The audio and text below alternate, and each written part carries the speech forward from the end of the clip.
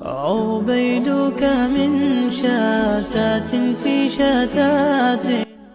الحمد لله وكفى وعباده الذين اصطفى أما بعد. اللهم صل على سيدنا محمد وبارک وسلم. اس سے پہلے پارٹ میں یہ بات ہو چکی تھی. 3 حدیث مبارکہ کہ روٹی سے پہلے ہاتھ دھونا اور بعد میں ہاتھ دھونا سنت ہیں، تمام انبیاء علیہ السلام کی سنت ہیں. اسے تمہارے گھر میں رزق ہوگی، برکت ہوگی. اب اس کی فوائد، اگر میرے ہاتھ صاف ہو یا صاف نہ ہو، گندے ہو یا صاف ہو، ہر حالت میں روٹی سے پہلے ہاتھ دھونا چاہیے. چاہے چمچ کے ذریعے سے انسان کھاتا ہے پھر بھی ہاتھ دھونا چاہیے. چمچ کی وجہ سے یہ نہ کہنا چاہیے کہ میں چمچ کی وجہ سے کھا رہا ہوں تو اس کے ہاتھ کی ضرورت نہیں ہے. سنت یہ ہاتھ دھونا سنت ہے. ابھی جب ہاتھ دھوئیں گے تو کیا ملے گا فائدہ؟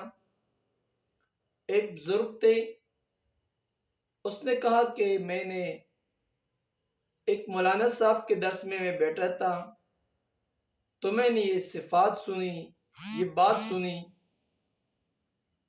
کہ مولانا صاحب فرما رہے تھے کہ روٹی سے پہلے ہاتھ دھوئے اور بعد میں دھوئے تو تمہارے گھر میں رزق کی برکت ہوگی، تمہارے قرضے بھی ختم ہو جائیں گے. میرے اوپر 300 سے زیادہ میرے اوپر قرضہ تھا. جو ہی میں نے یہ عمل شروع کیا 12 دن میں یہ قرضہ مجھ سے ختم ہو گیا. ایک سنت پر عمل کرنے کی وجہ سے اللہ جل نے میرے رزق میں برکت ڈالی. ابھی ہاتھ دھونا ہے، کس برتن میں دھونا ہے؟ جس برتن میں میں روٹی کھاتا ہوں، کھانا کھاتا ہوں، سالن جس میں کھاتا ہوں، اس میں ہاتھ دھونا یہ بے ادبی ہے.